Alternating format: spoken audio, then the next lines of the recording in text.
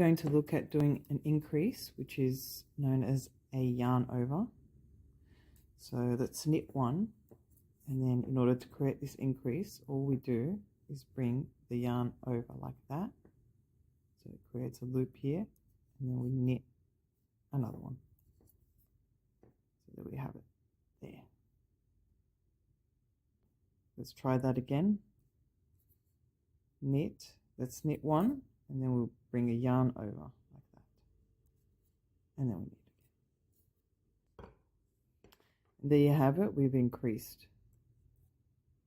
So now we can go, let's purl all these to see how they look.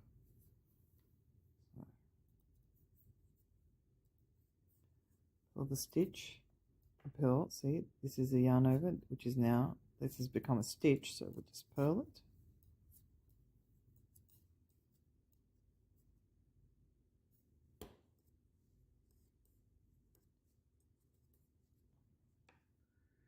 And this is great and used in lace.